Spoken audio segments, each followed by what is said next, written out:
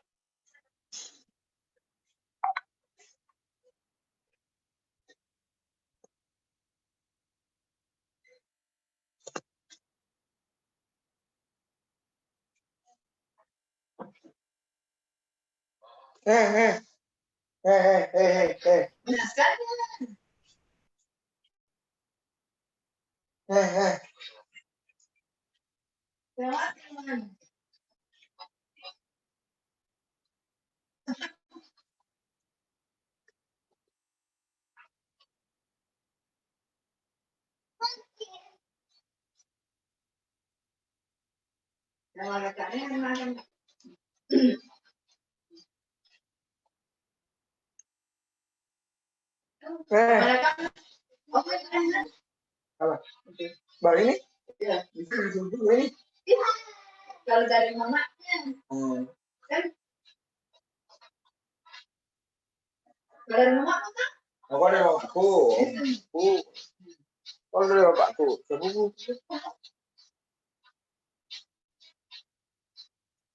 Dia ada mana kamu? Mana kamu? Ini kamu. Kaget biasa. Kaget anda lihat aku. Udah besar yang itu anakku. Mana? Dapat lihat kan itu anaknya. Baik, sebelum dimulai, harap adik-adik yang sudah join di dalam room untuk menonaktifkan audionya dan dipersilakan untuk menyalakan kameranya masing-masing.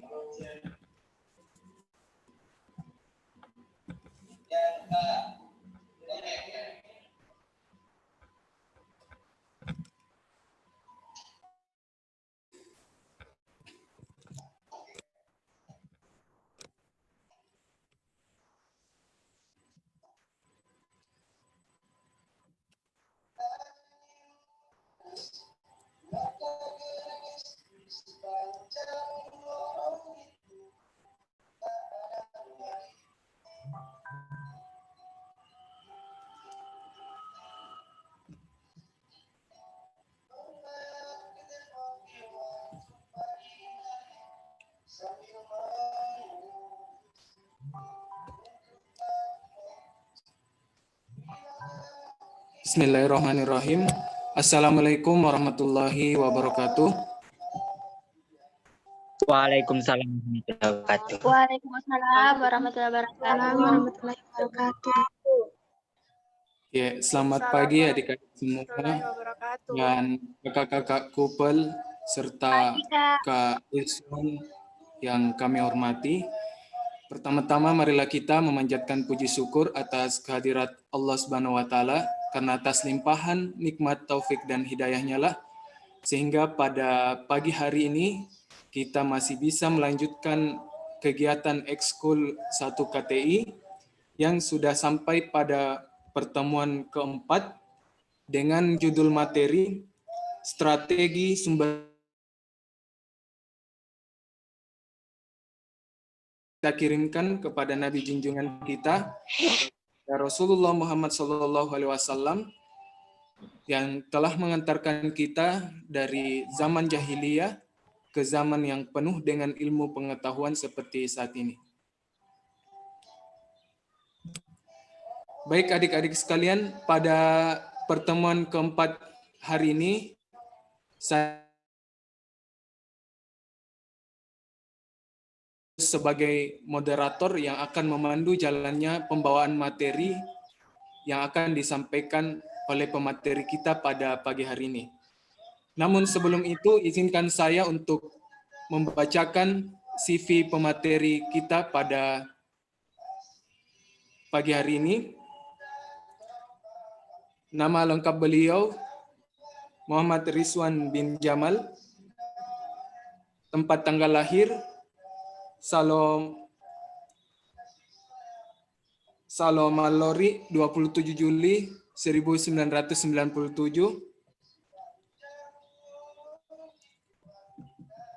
Riwayat pendidikan SMA beliau di SMA Negeri 1-2 Pitue, dan beliau sekarang sebagai mahasiswa di Departemen Ilmu Politik, Fakultas Ilmu Sosial dan Ilmu Politik, Universitas Hasanuddin. Ya, adapun beberapa pengalaman organisasi beliau selama menjadi mahasiswa. 2018, beliau adalah staf bidang keilmuan Ikatan Keluarga Mahasiswa Bidik Misi Universitas Hasanuddin. 2018 sampai 2019, beliau pernah menjadi bagian dari staf Departemen Advokasi dan Kajian Strategis Himapol Visip Unhas. 2019, beliau menjabat sebagai Ketua Umum UKM Keilmuan dan Penalaran Ilmiah Universitas Hasanuddin, dan tahun 2020 sampai sekarang sebagai Dewan Konsultatif UKM Keilmuan dan Penalaran Ilmiah Universitas Hasanuddin. Ya, saya bacakan sedikit beberapa prestasi beliau sebagai mahasiswa. Beliau pernah sebagai juara 2 Lomba Debat Nasional Biolif UIN Alauddin Makassar 2018, juara 2 Lomba Esai Nasional Universitas Airlangga Surabaya tahun 2019, dan yang terbaru beliau juara 3 Lomba Esai Nasional Political Event Universitas Brawijaya tahun 2020. Baik, untuk mempersingkat, untuk mengefektifkan waktu, kami persilahkan Kak Rizwan untuk menyampaikan materinya. Silakan, Kak. Tes, didengar suaraku, Dek, teman-teman? Iya, Kak. Iya, Kak. Oh iya. Bismillahirrahmanirrahim. Assalamualaikum warahmatullahi wabarakatuh. Terima kasih kepada moderator. Waalaikumsalam warahmatullahi wabarakatuh. Ya, terima kasih kepada moderator atas kesempatannya dan juga kepada seluruh peserta yang masih antusias sampai hari ini. Pertama-tama, puji syukur tentunya kita panjatkan kehadirat Allah Subhanahu wa taala, beserta salawat dan salam kita curahkan kepada baginda Nabiullah Muhammad sallallahu alaihi wasallam. Ya, tadi sudah diperkenalkan, ya, nama saya Muhammad Rizwan bin Jamal, biasa dipanggil Rizwan oleh teman-teman di fakultas. Dan saya juga bagian dari, saya lupa cantumkan di CV, saya juga pengurus Prisma bidang media dan informasi atau Infocom, saya lupa namanya, staf pada tahun 2018 kalau tidak salah.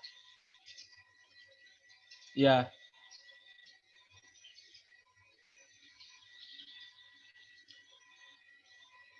Ya, pada pagi hari ini kita akan berbicara sedikit tentang strategi pengambilan sumber data melalui kutipan. Nah, kalau kita berbicara mengenai strategi pengambilan sumber data melalui kutipan, berarti kita bicara tentang tata cara atau bagaimana atau prosedurnya dalam pengambilan data.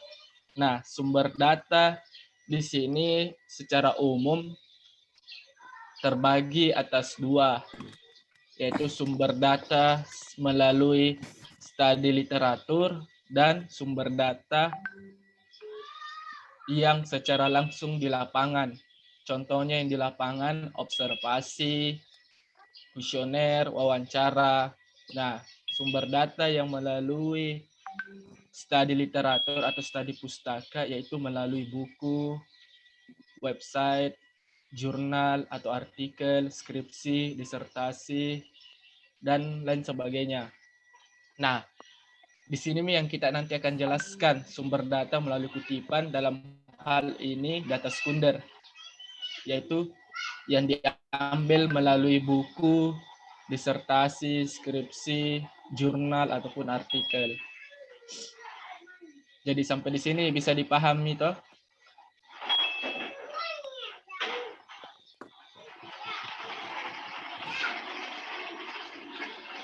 Nah, Iya, Kak. selanjutnya saya mau bertanya sama teman-teman sekalian. Kira-kira kalau teman-teman mendengarkan kata kutipan itu apa yang terpikirkan menurutnya teman-teman? Ada yang bisa berikan pendapat apa itu kutipan?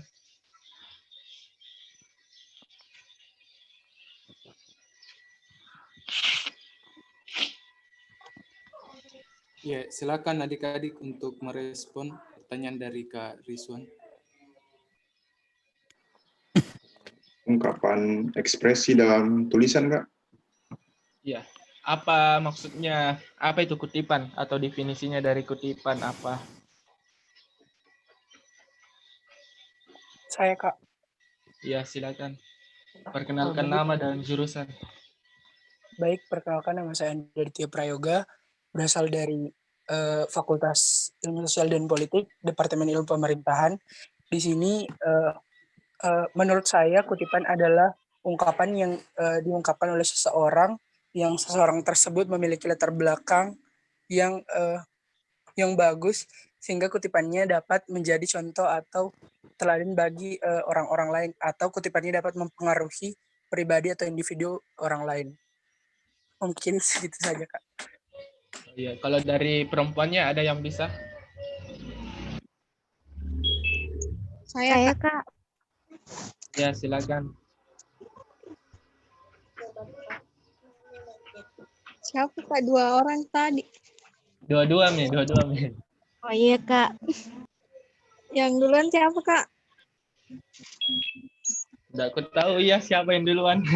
Yes. Sabrina. Ya, Sabrina mau. Perkenalkan, nama saya Sabrina dari Departemen Ilmu Politik. Menurut saya, kutipan itu pengambilan satu kalimat atau lebih dari suatu karya tulisan lain untuk tujuan ilustrasi atau memperkokoh argumen dalam tulisan itu sendiri. Ya, selanjutnya. Baik, nama saya Sulisa Fitri dari Departemen Administrasi Publik. Menurut saya kutipan itu sebuah pinjaman kalimat atau biasa disebut pendapat dari seorang pengarang, atau biasa juga ucapan seseorang yang terkenal baik dalam buku-buku maupun literatur lainnya. Begitu, Kak. Ya, jadi apa yang teman-teman sampaikan semua benar. Jadi ini definisinya dari kutipan. Menurut Kamus Besar Bahasa Indonesia, kutipan adalah pengambil alian suatu kalimat atau lebih dari karya tulis yang bertujuan untuk memperkokoh argumen dalam tulisan sendiri. Jadi sederhananya itu kutipan adalah kita mengambil pendapatnya orang lain dari sebuah buku, baik buku atau karya ilmiah lainnya. Jadi teman-teman di sini tentu sudah memahami itu yang dimaksud karya tulis ilmiah itu apa. Misalkan tadi skripsi, disertasi, apalagi yang S3, saya lupa, buku, yang buku pun yang sifatnya bukan yang buku-buku ya novel apa dan lain sebagainya, itu bukan ilmiah, seperti itu. Dan jurnal misalkan artikel. Nah di sini teman-teman mungkin sedikit keluar, teman-teman tahu tidak perbedaan antara jurnal dan artikel? Kan sama-sama karya ilmiah. Ada yang bisa jelaskan?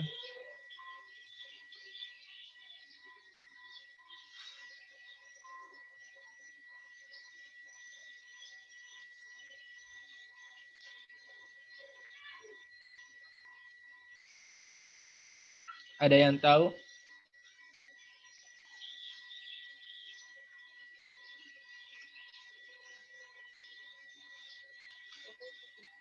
Saya Kak, Iya, coba. menurut saya ini Kak, kalau menurut saya itu artikel itu karya sastra, sedangkan jurnal itu bentuk publikasi, begitu Kak. Ya. Jadi begini ya, artikel ilmiah yang saya maksudkan. Jadi begini, jurnal dan artikel ilmiah itu sama-sama karya tulis ilmiah. Kalau jurnal itu dia kumpulan dari artikel ilmiah yang kemudian disatukan. Misal contoh jurnal politik, jurnal pemerintahan. Nah, di dalam jurnal itu termuat beberapa artikel ilmiah di dalamnya, lebih dari satu. Seperti itu, Ki. Nah, kalau artikel ilmiah dia merupakan hasil penelitian yang kemudian dikonversi menjadi artikel ilmiah. Jadi dia satu, Ji. Di situ letak perbedaannya. Dan itu sama-sama karya tulis ilmiah.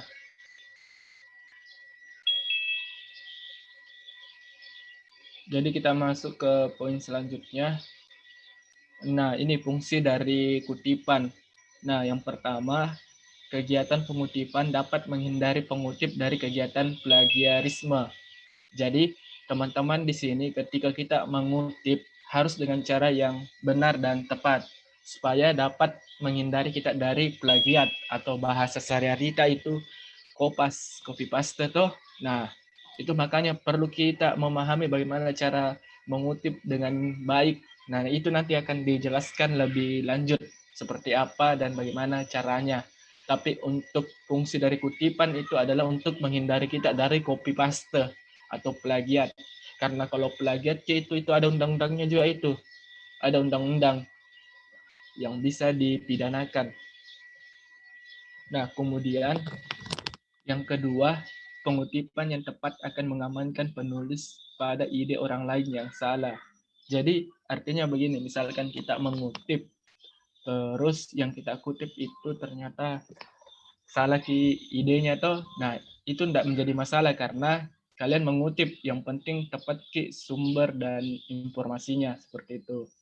Kemudian yang ketiga, sumber pengutipan yang digunakan dapat memberikan nilai terhadap karya ini yang sedang atau telah dibuat. Jadi artinya misalkan kalian membuat suatu karya, kemudian kalian mengutip, nah itu bisa memberikan nilai karena ada pendapatnya kalian di dalam, kemudian kalian mengutip lagi. Jadi itu memperkokoh argumentasinya kalian. Jadi ada nilai-nilai yang bisa memperbaguslah karyanya kalian. Kemudian yang keempat, yaitu menguatkan tulisan pengutip melalui kutipan yang dimuat dalam karya tulis ilmiah. Nah, lebih kurang tadi itu sama aja. Jadi kalau kalian mengutip itu akan memperkuat tulisannya kalian. Misalkan kalian ada mengutip, misalkan Indonesia merupakan negara kepulauan yang terdiri dari ribuan pulau. Baru kalian mengutip lagi. Hal ini didasarkan menurut bla bla bla dalam kurung tahun, kemudian halaman sekian, bla bla bla bla, begitu Ki. Nanti ada contohnya.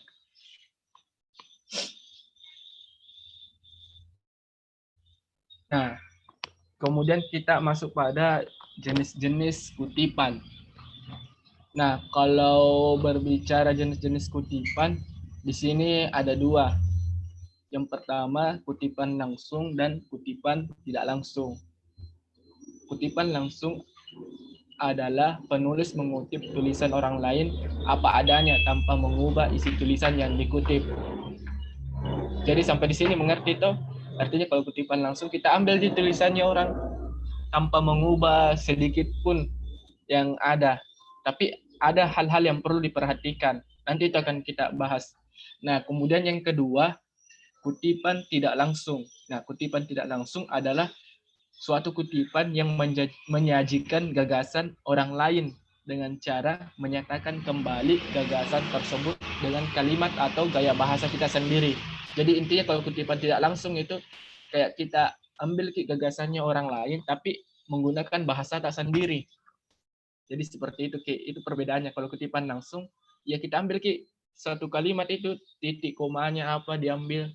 Kalau kutipan tidak langsung, kita ambil pendapatnya orang tapi kita masukkan ke tulisan tak dengan bahasa tak sendiri.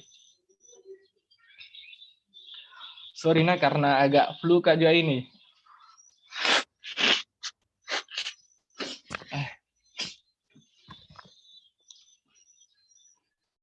Nah, ini kita masuk pada tata cara menulis kutipan. Jadi teman-teman mungkin nanti bisa dipraktekkan kalau setelah materi ini. Nah, ini tadi kutipan langsung. Nah, kalau kutipan langsung itu dibedakan lagi atas dua. Ada kutipan pendek dan ada kutipan panjang atau 4 baris atau lebih. Itu dikategorikan sebagai kutipan yang panjang. Nah, kita masuk kepada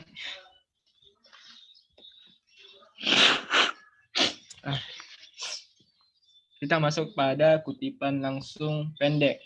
Nah, kutipan langsung pendek ini kutipan yang tidak lebih dari 4 baris. Mengerti sampai di sini? Nah, tidak lebih dari 4 baris. Nah, kemudian yang kedua itu kutipan ini diintegrasikan langsung dalam teks. Misalkan ada teks yang kita tulis toh, tak langsung masukkan saja di dalam tulisan tak tanpa ada kayak diturunkan spasinya dan lain sebagainya, langsung saya digabung. Kemudian kutipan diapit dengan tanda kutip. Kemudian selanjutnya penempatan sumber pengutipan tersebut dapat diletakkan di awal atau di akhir bagian yang dikutip dari pendapat orang lain. Nah, contohnya seperti ini nah. Ini terkait dengan keindahan bahasa sastra semi Amri dalam kurung 1993.281 menyatakan bahwa, nah tanda kutip, bagaimanapun juga kemampuan penulis dalam mengeksploitasi kelenturan bahasa akan menimbulkan kekuatan dan keindahan bahasa. Nah, dari ciri-ciri kutipan langsung pendek, yang pertama di sini ini tidak lebih dari 4 baris. Jadi dapat nih toh? Tidak lebih dari 4 baris. Kemudian kutipan diintegrasikan langsung dalam teks. Nah, artinya ini langsung saya dimasukkan dalam teks tanpa harus dipisahkan ke argumentasi utama tak dengan kutipan. Jadi dia langsung saya digabung ke seperti itu toh. Ini kan argumentasi utama tak, anggaplah ini terkait dengan keindahan bahasa sastra semi. Nah, ini argumentasi utama tak. Kemudian ini yang kita kutip, Amri dalam kurun 1993 dan seterusnya. Seperti itu. Nah, itu langsung saya diintegrasikan tanpa dipisahkan dengan argumentasi utama tak. Kemudian kutipan diapit dengan tanda kutip. Nah, ini dengan tanda kutip tadi, kutipan tersebut. Kemudian penempatan sumber pengutipan tersebut dapat diletakkan di awal atau di akhir. Nah, yang dimaksud ini adalah sumbernya dari mana. Yang ini tadi, Amri dalam kurung 1993, ini tahun terbitnya. 1993 tahun terbitnya karya tersebut atau buku dan lain sebagainya. Nah, yang 81 ini adalah halaman. Toh, halaman. Dan ini diletakkan di depan kalimat. Bisa di awal atau bisa di akhir, disimpan di sini. Jadi terserah Ki. Jadi ada dua modelnya. Sampai sini mengerti toh? Ya, Kak. Ya, alhamdulillah. Kita masuk pada poin kedua, kutipan langsung panjang. Nah, kutipan langsung panjang itu sama dengan kutipan yang 4 baris atau lebih. Kemudian kutipan itu dipisahkan dengan badan teks. Jadi kalau tadi yang kutipan pendek itu dia diintegrasikan dengan teks tak, tapi kalau ini dia dipisahkan dikasih turun ke bawah kayak spasi 1 ke bawah dari kutipan karena banyak itu 4 baris atau lebih. Kemudian kutipan berjarak 1 spasi. Itu tadi yang saya bilang, dikasih turun ke bawah itu yang kita kutip, itu kutipan panjang. Kemudian seluruh kutipan diletakkan menjorok ke dalam. Jadi dia agak-agak masuk itu yang kutipan tak. Nanti saya kasihkan contohnya. Kemudian penempatan sumber kutipan bisa di awal atau bisa di akhir. Contohnya seperti ini. Nah, ini. Nah, ini argumentasi utama kita. Nah, terjemahan karya ilmiah dalam bahasa Indonesia banyak yang tidak memuaskan karena para penerjemah tidak terlatih dalam ilmu penerjemahan. Misalnya salah satu terjemahan berikut ini. Nah, ini kutipan yang panjang 4 baris. Dilihat itu 4 baris. 4 baris, kemudian nah ini tadi, kemudian kutipan dipisahkan dengan badan teks. Nah, dipisahkan ke ini badan teks dan ini kutipan, dipisahkan ke. Kemudian ini kutipan tidak selalu menggunakan tanda kutip. Nah, itu tadi bisa iya, bisa tidak kalau menggunakan tanda kutip. Karena terpisah Nah, kemudian itu seluruh kutipan diletakkan menjorok ke dalam, dikasih masuk-masuk, Ki. Nah, kayak ini, Ki, contohnya padahal kan kalau idealnya kan harus sejajar, gitu. Cuma ini dimasuk-masukkan, Ki, sedikit. 5 atau 7. Jadi sampai sini mengerti. Nah, gitu, Ki. Kemudian penempatan sumber kutipan bisa di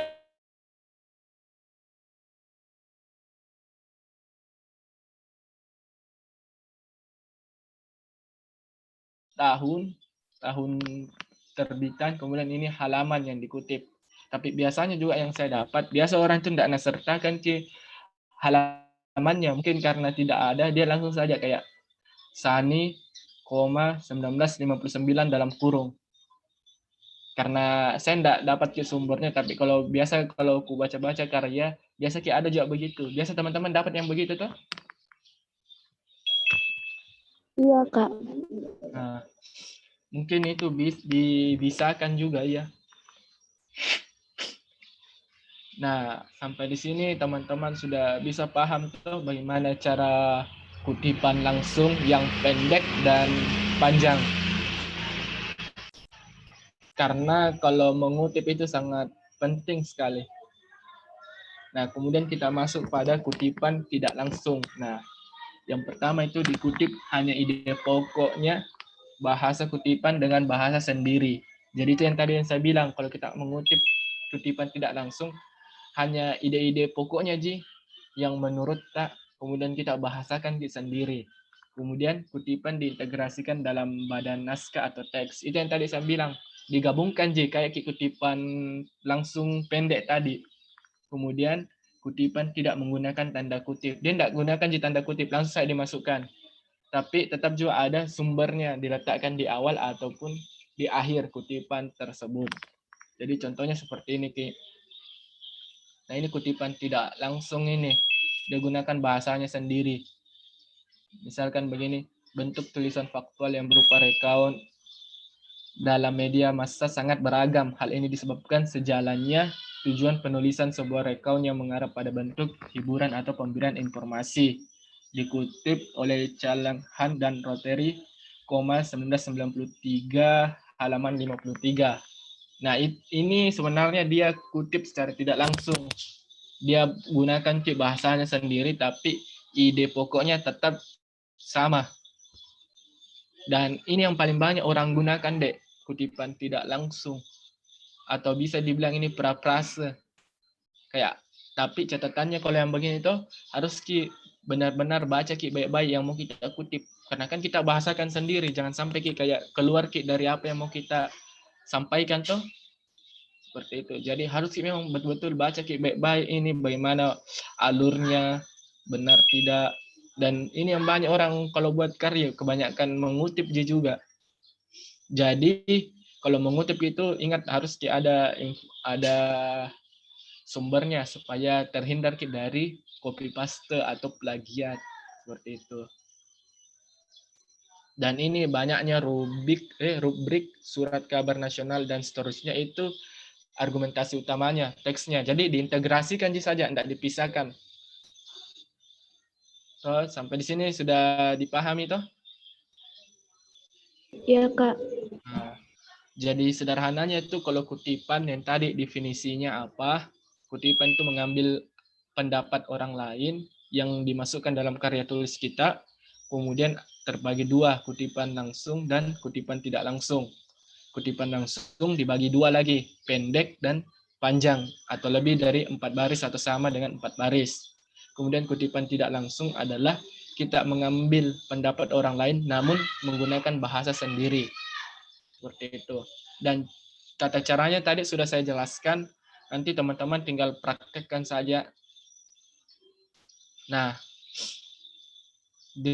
demikian presentasi saya, mungkin memang agak sederhana karena memang kita hanya bicara tentang tata cara mengutip.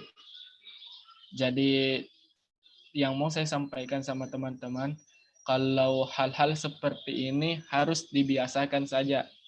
Kalau teman-teman sudah sering menulis atau membuat karya, akan terbiasa juga dengan sendirinya terkait tentang tata cara mengutip dan lain sebagainya. Banyak sumber informasi yang teman-teman bisa peroleh dari media maupun dari buku-buku.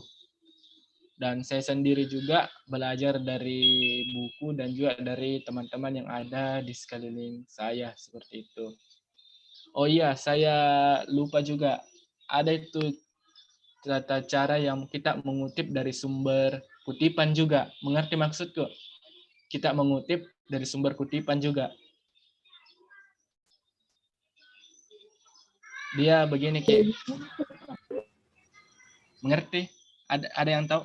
Kita mengutip dari sumber kutipan juga. Iya, Kak.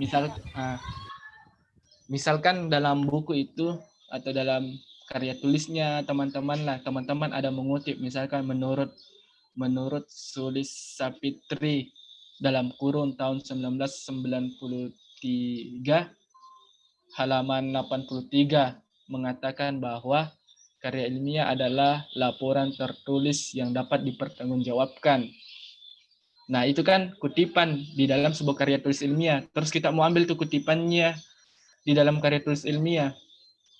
Jadi cara tak masukkan itu seperti ini. Menurut Sulis Sapitri dalam kurung, Sulis Sapitri langsung saya dalam kurung yang sumber rujukan tadi itu. Misalkan karyanya Mike Luciana dalam halaman 1993, seperti itu. Itu kita mengutip dari kutipannya orang lain.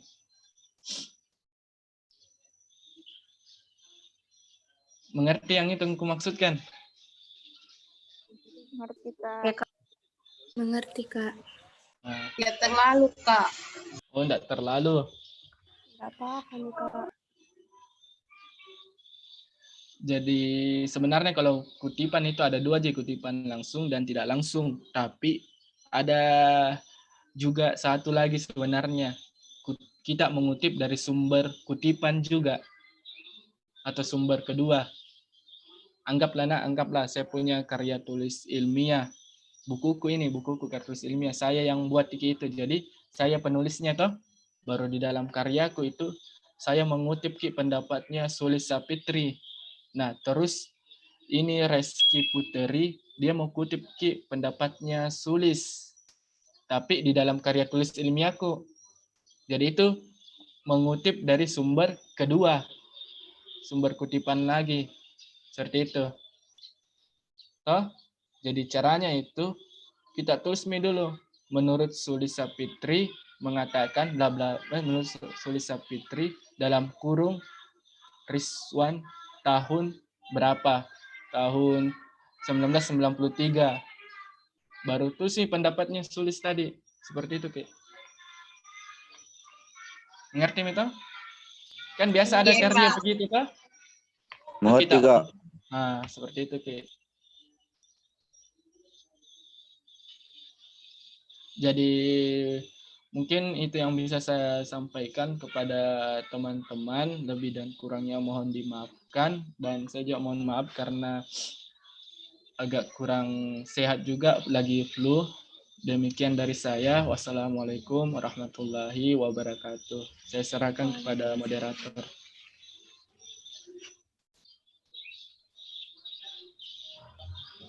Waalaikumsalam warahmatullahi wabarakatuh. Terima kasih sebelumnya, Kak, atas penyampaian materinya terkait strategi sumber data dan kutipan. Ya, saya kira kita masih punya banyak waktu untuk berdiskusi dalam forum sesi tanya jawab. Karena itu saya persilakan adik-adik ingin bertanya lebih lanjut lagi seputar materi yang kita bahas pada pagi hari ini, kami persilakan.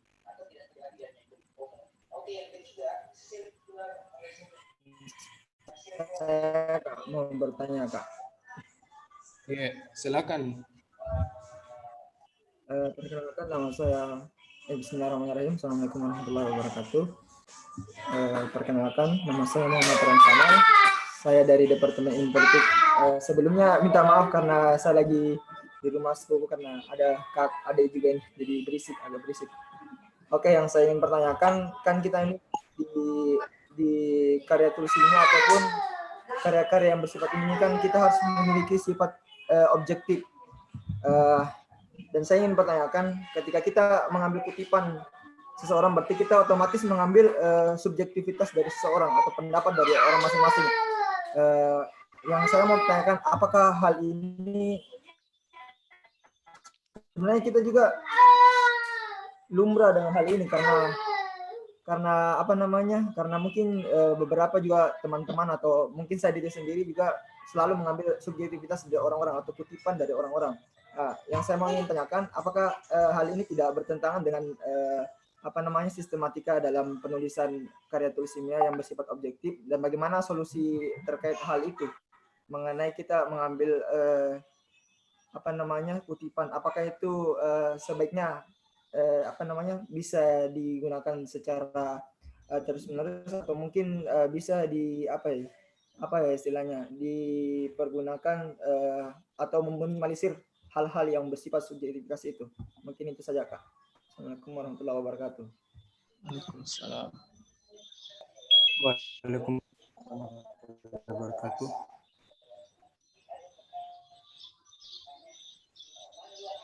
Mungkin langsung dijawab saja, Kak. Ya, terima kasih atas pertanyaannya, Dek. Sebenarnya kalau kita mengutip itu, dia tujuannya hanya untuk memperkokoh argumentasi kita saja. Itu sebenarnya untuk memperkuat argumentasi kita. Terkait apakah itu memenuhi sistematika ilmiah, saya yakin itu sudah pasti memenuhi karena ada sumber yang kita cantumkan. Bahkan begitu juga kalau etika penulisan ilmiah, kecuali teman-teman tidak mencantumkan sumber referensinya dari mana. Dan perlu teman-teman ingat juga, misalkan teman-teman mengutip 1 atau 2, 10, tetap teman-teman harus cantumkan nanti di dalam daftar pustakanya. Tetap harus, karena itu kutipan. Di situ nanti akan dilihat daftar-daftarnya, urutannya, dan lain bagaimana. Nah, terkait apakah itu objektif atau subjektif, sebenarnya seperti ini. Kalau kita mau mengutip, tujuannya sebenarnya sederhana untuk memperkokoh argumentasi kita. Terkait objektif atau tidaknya, yakinlah kalau idealnya karya ilmiah itu tentu sifatnya objektif, sifatnya objektif. Nah, untuk meminimalisir hal-hal yang menurutku kita lakukan kutipan-kutipan, sebenarnya kita harus memperbanyak membaca. Kalau begitu, dengan membaca kan maka semakin luas wawasan pengetahuan untuk dituangkan dalam tulisan. Tapi tidak bisa jadi pungkiri, Dek. Pasti akan ada juga kutipan yang perlu kita kutip. Misalkan kalau kita perlu data-data, kita harus mengutip. Misalkan dari kementerian, datanya sekian, dan lain sebagainya, untuk memperkuat argumentasi kita. Seperti itu. Jadi tidak bisa dipungkiri juga. Artinya tetap objektif, selama kita cantumkan ke sumbernya, dan itu tidak melanggar dari etika ilmiah. Seperti itu.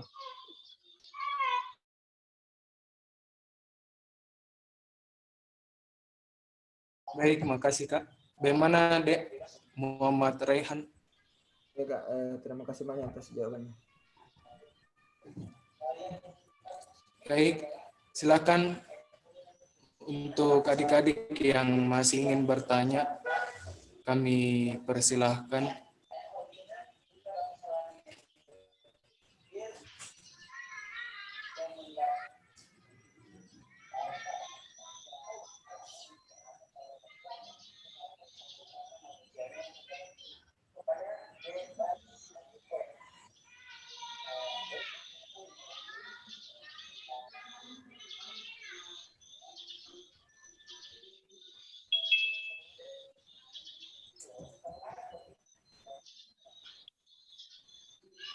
Iya Kak, bisa bertanya? Silakan. Ya, silakan. Terkait kutipan yang tidak langsung itu Kak, bagaimana dengan konsep kalau kita memparafrase satu kutipan, tetapi dengan ditambahkan opini kita. Jadi istilahnya ada satu pernyataan di satu buku atau jurnal, kita ambil, lalu kita kembangkan kembali dengan argumentasi kita sendiri. Jadi kayak ada substansi, ada isi aslinya dari isi jurnal yang kita kutip, cuman kita tambahi dengan argumentasi kita. Karena istilahnya kita butuh pengembangan lebih lanjut begitu. Jadi kita punya pandangan tersendiri tentang kutipan tersebut. Bagaimana, apakah tetap harus dicantumkan kutipannya atau tidak usah begitu? Istilahnya argumentasi kita itu berdasar dari kutipan tersebut. Jadi kayak kita pernah baca di satu buku begini, tapi kita punya pandangan yang berbeda dengan bagaimana cara kita menyampaikan dan esensi utama dari pemikirannya. Jadi istilahnya itu cuma jadi inspirasi dasar. Apakah itu tetap harus dicantumkan atau tidak?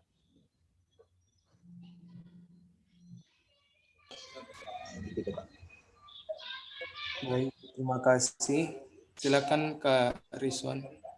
Ya, begini, kalau ini juga ya berdasarkan pengetahuan dan pengalaman empiris selama menulis esai, kalau saya ya kan pengutipan tidak langsung itu berarti kita memparafrasekan suatu kalimatnya atau pendapatnya orang lain yang kemudian kita masukkan dengan bahasa sendiri.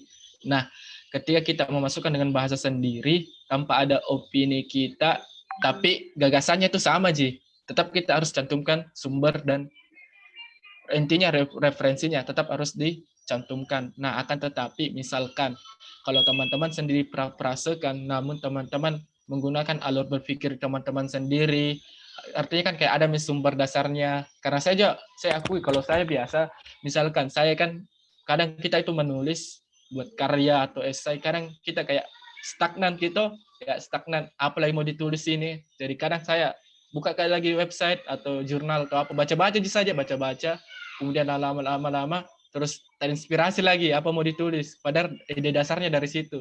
Jadi saya tidak langsung cantumkan saja, langsung saya tulis saya dengan bahasa sendiri apa dan lain sebagainya, tapi ada opiniku di situ.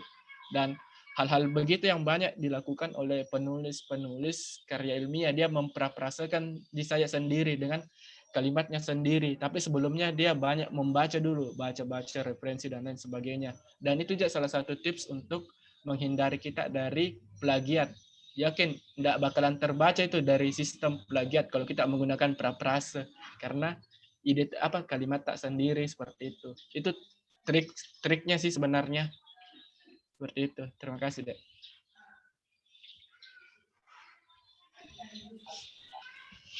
Terima kasih Kak Rizwan atas jawabannya. Bagaimana Dek Aula? Ya, cukup jelas Kak. Cukup. Terima kasih.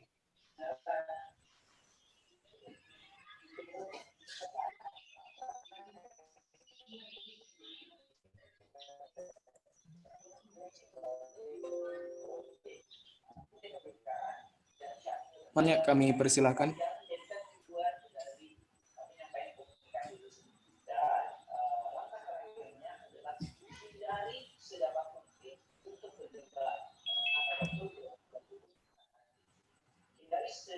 Baik, mohon izin bertanya Kak. Iya, silakan. Kan nama saya Andi Sufabibi dari Departemen Sosiologi. Mohon izin bertanya Kak, pertama itu apakah ada aturan khusus dalam mengutip sebuah ayat Kak, misalnya dalam kitab suci Kak? Itu pertama. Yang kedua, apakah saat ini karya tulis ilmiah itu ada yang orisinal Kak? Karena saya pikirnya itu sebuah karya apabila dikutip itu akan menjadi tidak orisinal lagi Kak. Sekian Kak.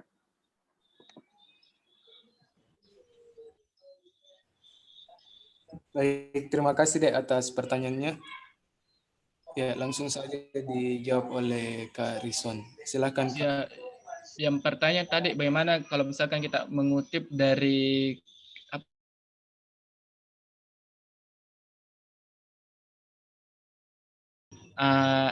sepengetahuan saya, kalau dia kan tulisan tuh alfabet tuh misalkan artinya tetap yang saya dapat ya dia tetap dipisahkan saja, dipisahkan. Saya tidak tahu aturan bakunya bagaimana, tapi tetap dipisahkan saja. Maksudnya tidak terintegrasi dengan kalimat atau argumentasi utama kita seperti itu. Tetap dicantumkan Quran surah apa tuh seperti itu biasanya. Kemudian terkait apa tadi yang kedua? Apakah yang mengenai karya tulis ilmiah yang orisinal, Kak? Karena menurut saya itu kalau misalnya sudah ada kutipannya itu berarti tidak orisinal lagi, Kak. Bukan dari pikiran sendiri, Kak. Oh iya ya. Sebenarnya terkait original atau tidaknya itu tergantung dari si penulis. Kan agak lain juga, misalkan kita buat suatu karya lebih banyak kutipan-kutipannya dan lain sebagainya. Biasa kan itu kutipan itu biasa itu ada di bagian daftar, bukan daftar sih, kajian pustaka. Ada kan misalkan di sistematika penulisan KTI ada salah satu bab itu yaitu kajian pustaka. Di situ sebenarnya kebanyakan kutipan-kutipan atau pendapat dari ahli-ahli terkait tentang original atau tidaknya. Kalau saya selama dia memenuhi etika ilmiah, maka itu bisa dipertanggungjawabkan dan itu bisa original. Seperti itu kalau menurut saya deh. Mengenai pertanyaan pertama tadi, Kak, kan itu kalau misalnya alfabet, Kak. Nah, kalau misalnya kita mengutip langsung tulisan Arabnya itu, Kak, ada aturan khususnya, Kak? Karena kalau misalnya kan bukan cuman misalnya kalau karya tulis kita itu bukan cuman di negara kita saja yang bisa baca, Kak. Maksudnya kan ada tiap-tiap negara punya pemahaman lain, Kak, dalam menerjemahkan arti dari ayat itu, Kak. Itu bagaimana, Kak? Kalau saya tetap saya dipisahkan, Ki. Kalau dalam tulisan Arab tuh tetap dipisahkan, Ki. Kemudian seperti biasa tetap dipisahkan, Ki. Seperti itu. Ya, Pak. Siap. Terima kasih, Kak. Ya.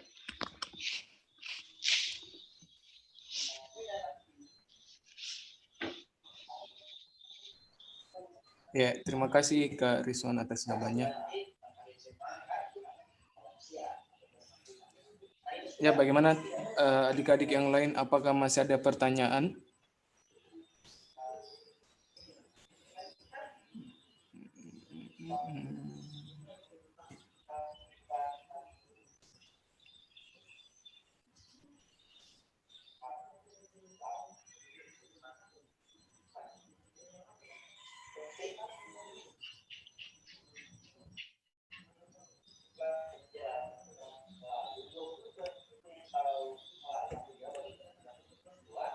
Baik, kalau sudah tidak ada, kita cukupkan sesi tanya jawab.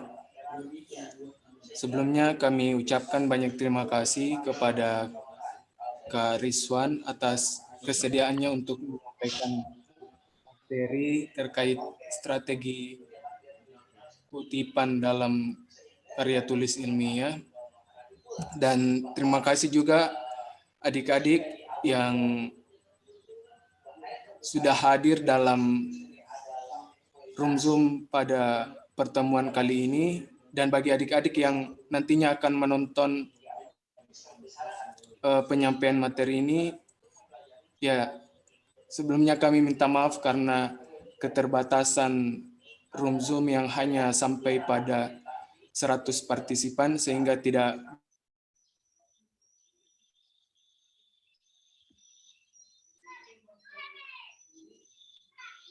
sebelum kami tutup, kami ingin juga menginfokan kepada adik-adik semua untuk mengisi absensi pertemuan keempat pada hari ini, karena itu bagi adik-adik yang belum mengambil gambar sebagai bukti kehadiran, kami persilahkan sebelum kami tutup pertemuan hari ini.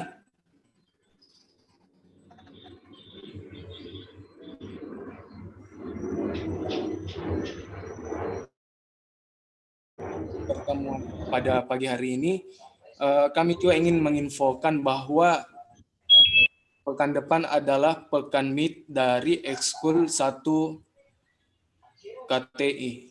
Mungkin dari kakak-kakak kupel yang lain ada yang ingin disampaikan terkait bagaimana mekanisme MIT pekan depan? Mungkin dari Kak Badawi atau Kak Astrid.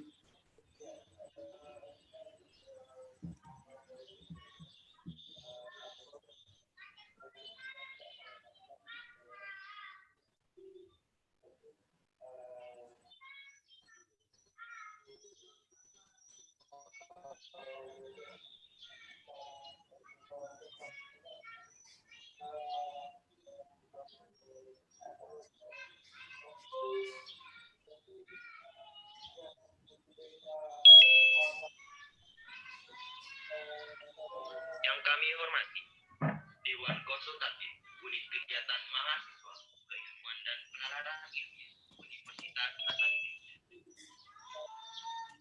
Yang kami hormati, Ketua Umum Unit Kegiatan Mahasiswa Keilmuan dan Penalaran Ilmiah Universitas Hasanuddin beserta jajaran. Yang kami hormati, seluruh ketua lembaga mahasiswa di seluruh lingkup Universitas Hasanuddin. Baik, jadi secara umum saya mau sampaikan sekaligus mewakili teman-teman kupel yang lain bahwa MIT ekskul 1 KTI insya Allah akan diadakan pekan depan. Jadi ada dua cara untuk mekanisme MIT ekskul 1 KTI pekan depan. Jadi tergantung adik-adik mau memilih apa, apakah mau memilih esai atau dengan membuat video. Selamat datang kami ucapkan kepada sebelumnya maaf Kak Rizwan, tabi audio tak. Oh, sorry.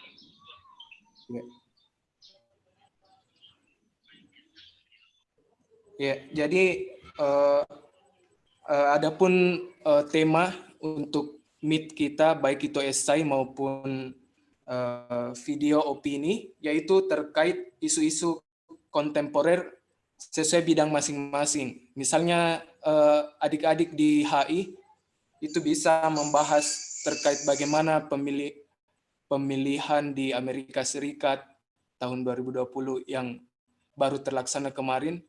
Begitupun juga dengan adik-adik yang lain bisa mengambil sesuai dengan bidang keilmuannya masing-masing. Atau bisa juga secara umum terkait isu-isu sosial politik.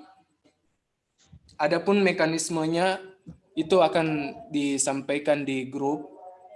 Jadi harapannya adik-adik sekali lagi untuk bisa memperhatikan, mengingat MIT ini sangat berpengaruh terhadap nilai adik-adik untuk input di hasil akademik adik-adik. Mungkin ada yang ingin ditanyakan terkait MIT ekskul 1 KTI? Kami persilahkan. Mohon maaf Kak, mohon izin bertanya, untuk meet pekan depan kalau misalnya membuat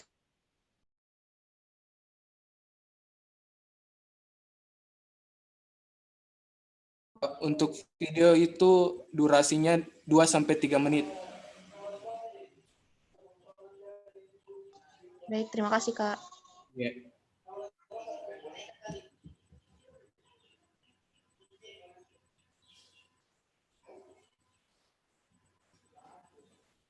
Ada lagi? Kak BK, jadi untuk meet-nya tadi apa? Ada essay dengan video opini sama temanya itu Kak, keduanya. Iya, sama Ji. Cuma pilih salah satunya apakah mau essay atau membuat video opini. Oh, jadi hanya salah satunya Kak. Iya.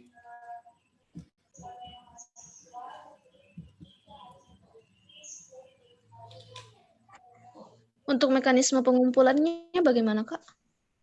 Ya, untuk mekanisme pengumpulannya nanti akan diinfokan di grup. Oh, ya, baik.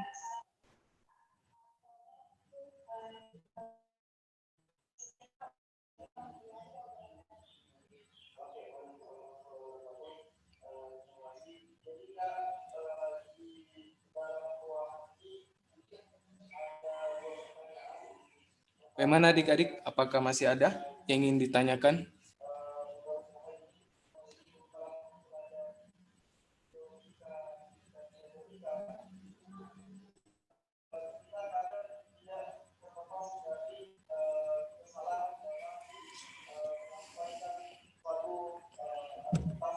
Mohon izin bertanya lagi, Kak.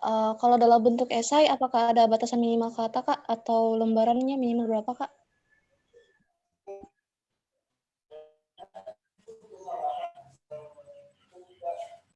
Kalau esai mungkin 3-5 halaman ya. Dan itu belum termasuk daftar pustaka.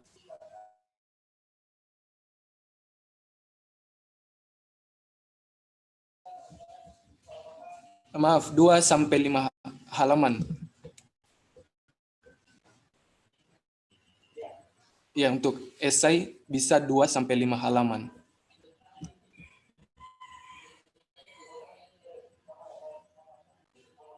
Ya, sekali lagi adapun mekanisme bagaimana pembuatan video opini atau struktur dari esai nanti akan kami infokan lebih lanjut di grup masing-masing dan di grup ekskulnya.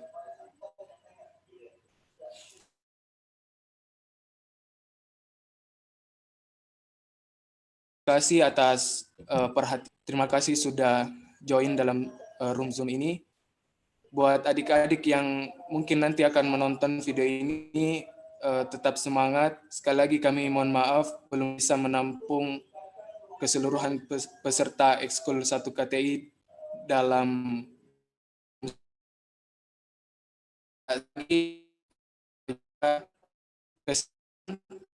semoga lagi pertemuan selanjutnya. Saya akhiri dengan mengucapkan wassalamualaikum warahmatullahi wabarakatuh. Waalaikumsalam warahmatullahi wabarakatuh. Waalaikumsalam warahmatullahi wabarakatuh.